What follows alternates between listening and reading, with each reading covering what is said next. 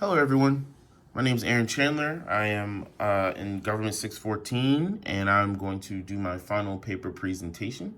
So today I wanted to kind of talk about the impact of the 2016 Bernie Sanders campaign, not only on the Democratic Party, but also on national discourse as a whole. I chose this topic not, to kind of spout out a bunch of Bernie Sanders great things or Hillary Clinton bad things or even Donald Trump bad things or good things. This isn't about which candidate, this, that, and the third. It's more so about the actual implications of that campaign on national discourse, as well as the implications of that campaign on the Democratic Party as a whole. So today, we're going to kind of evaluate the Democratic Party before the election, discuss how the election unfolded, analyze the rift between the two parties, as well as the rift between the Democratic Party, and examine the ongoing impact of the 2016 campaign on politics today. And then at the end, we'll do a recap. So basically, before the 2016 election, if you look all the way back about 2015, the Democratic Party was really in a bad way. They had lost over 1,000 seats. According to Donna Brazile and her book, she actually said that the Democratic Party was about $2 million in debt. They had lost a lot of governor's mansions. They lost a lot of seats in state houses. I mean, they really were in a bad way. I mean, they were losing all over the country. So the party leadership was really desperate to find some type of way to maintain the one thing that they had, which was President Obama. So in order to do so, to maintain the presidency, they felt that they needed to find the best possible option. So what ended up happening was party leaders believed the moderate vision was the best way to win. Unfortunately, President Obama legislated relatively moderately. So he extended the Bush tax cuts. He turned 2 wars into 7. He did a lot of things that the Republicans agreed with. He did a lot of things the Democrats agreed with, but he did not, legislate far left. I mean, when you look at things like the deportations and continuing the drug war and,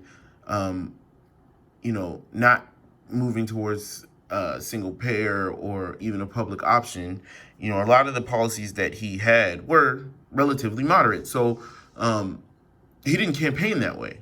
But the party leadership felt like a moderate vision, I guess, was the best option. So they ended up choosing Secretary Clinton as their best possible option to succeed President Obama. So she had the backing of the party.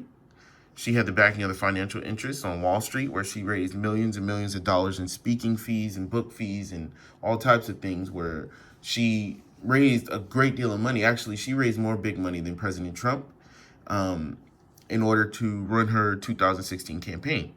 And obviously, she also had the support of the media.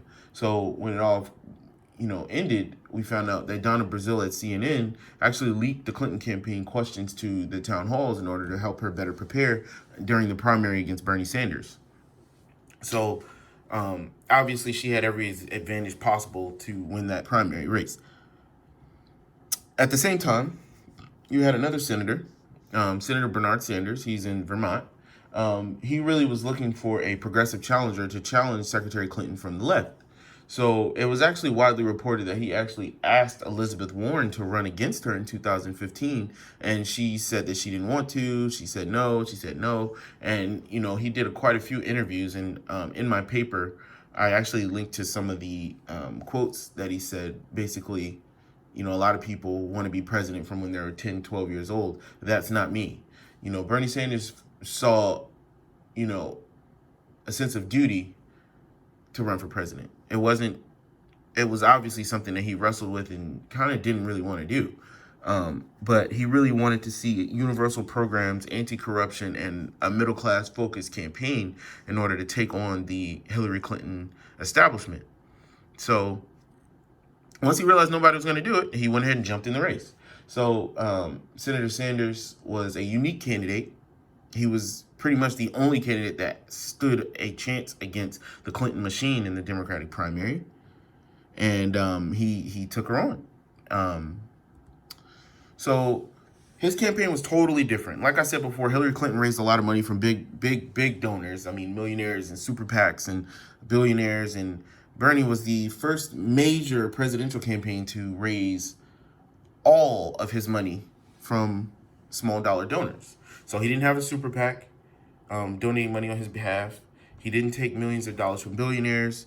He didn't take money from corporations. He really was focused on small dollar donors and grassroots fundraising.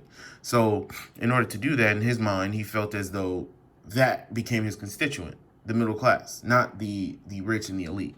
So he focused a lot of his platform on bold and progressive policies such as Medicare for all, free college, a Green New Deal, progressive taxation, stuff like raising the estate tax and taxing the rich higher and things like that, and campaign finance reform. Obviously, since he doesn't take the big money, that was among the reforms that he was looking to implement. So as the race is going on, Hillary Clinton obviously was in the lead, but she was facing some severe issues, not just from the left, but from the right as well. So obviously, a few weeks ago, I wrote a paper in this class about the move towards a more populist type of politics throughout the world. You see that in the UK, you see it with Brazil, you see that with a lot of countries, like also in Canada. I mean, you've got candidates that are anti-establishment, that are looking to do more progressive things or to just do more populist things, no matter who is in charge. And so with Hillary Clinton, she was viewed as the Wall Street candidate. Then you also had the issue of Benghazi, which played a major role in attacks from the right wing. But with the money, she was actually hit from the right, where they were calling her Crooked Hillary, and from the left on a perception issue where you got one candidate who's saying the money is corrupting and I don't take it, and Hillary Clinton taking it. So she was actually getting hit from both sides on that. After the election, obviously we know Bernie Sanders lost the primary, Hillary Clinton won, but he saw this as an opportunity. The main point of the 2016 campaign that stood out to me was the fact that, like I said, Bernie did not want to run. He viewed a lot of the things he did out of principle and out of duty for country. A lot of people may disagree, a lot of people may agree, but he did not want to be president. He wanted to do what he felt was the best thing for the country. So before endorsing Hillary Clinton, Bernie Sanders extracted a lot of things out of her campaign platform and put a lot of things in there. So he really was looking to push her campaign more to the left, and he focused a lot on her college for all policy and ending private prison policies and things like that before endorsing her. And after endorsing her, obviously, she accepted a lot of his more left-wing proposals. So obviously, we know President Trump won the election. No surprise there. So when she lost, she kind of faded to the back a little bit. President Trump took over. The Republicans took over.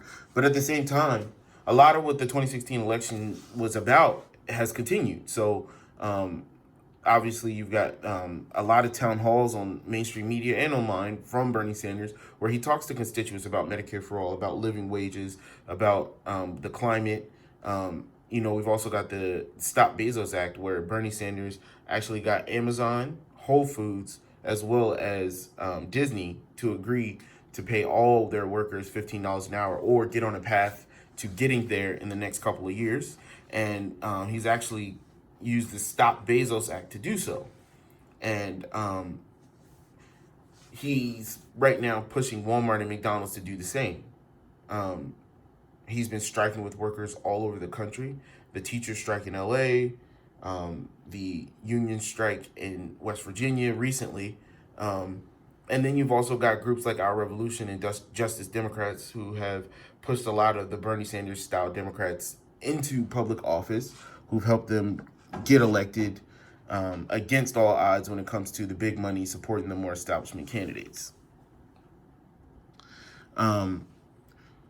So like I said, the major part about this paper that was so interesting to me was the fact that, yes, at the time, everyone in the mainstream media, you saw it in debates, Hillary Clinton, one of her most famous moments in a debate was saying, we don't have time to have a nonsense debate about a policy that's never, ever going to happen. She was trying to make the point of a public option is a better option. No one is ever going to pass Medicare for all in America. It's not popular. It's not possible, blah, blah, blah. And Bernie Sanders kept chugging along, thought it was possible. And now national support for these issues has increased exponentially since a time when his policies were called pie in the sky. A lot of people said that they're never going to happen. And the main point that I make, if you go all the way back to 2014, there were no town halls talking about let's switch to a single payer system or should we do free college. But now you have people all over the country supporting these policies. And I have just a few examples here. Let's start with this one. 70% of Americans, this is CBS News.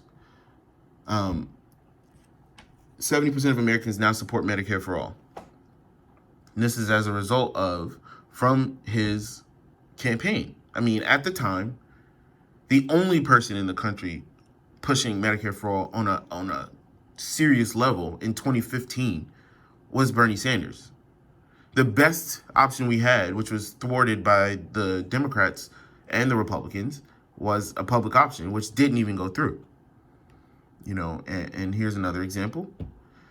CNBC says over 60% of Americans back tuition-free college. Again, if you go back to 2015, under the Obama administration, or even before that, the Bush administration, the Clinton administration, we haven't had a serious wave of people talking about free college on this level of popularity throughout the country. And we've got New York State just passed that law allowing for free public college for the citizens of New York. The same thing with the minimum wage. You've got multiple states creating $15 minimum wage laws and moving towards that. President Obama was championing $12 minimum wage, and he said that 15 was too ambitious, and Hillary Clinton thought it was too ambitious. $12 was more possible and more practical. In my paper, I kind of wrote about a peer-reviewed article that talked about the positive impacts of a $15 minimum wage, and it proves through studies that it does not negatively impact the economy the way that, the opposition to that policy says. So, and like I said, it leads to articles like this one. At the time, all of the majority of his policies were viewed by the mainstream as impossible, never going to happen. He was dreaming too big, things like that. But as you can see by the poll numbers, a lot of the policies that he supports are not impossible. They're not pie in the sky. He has pushed his agenda forward in a way that the Clinton administration did not. The Clinton campaign did not push her ideas. So basically, to kind of recap, today we talked about the state of the Democratic Party before the election. We discussed how the election unfolded. We analyzed the rift between the Democratic and the right wing, the Republican Party, and the left and the right wing of the Democratic Party. And we also examined the ongoing impact of the 2016 Sanders campaign. So the most important thing that I want to reiterate is this is not, to say, oh, Bernie Sanders was right about everything or he's the best candidate ever or anything like that. But the point that I'm trying to make is if you objectively look at all of these policies, which were not viewed as possible, practical, or even part of the national discourse at the time, and then you look at where they are now, you look at the amount of states that have these laws now, you look at the support among the Democratic Party and a lot of them among the entire country, the 2016 Bernie Sanders campaign did such a profound, it has such a profound impact on national discourse. And, even if he loses this election, whoever wins this election, those issues which he catapulted to the front of national conversation, especially on the Democratic side, are not going away. So I thought it was pretty interesting how, all the candidates, Lincoln Chafee, Jim Webb, Marco Rubio, all of them could have done the same thing. We could be walking around talking about the entire platform of, a Jeb Bush 2016 campaign that failed, but everyone's having town halls and discussing Medicare for all or whatever policy Jeb Bush wanted, but we didn't. Bernie Sanders' 2016 campaign, he lost. But all those policies are still a huge part of attacks from the right and attacks from the right of the Democratic Party and a huge part of discourse on the left of the Democratic Party. And I think that that's a really interesting change where one person in his campaign definitely changed the discourse of American politics.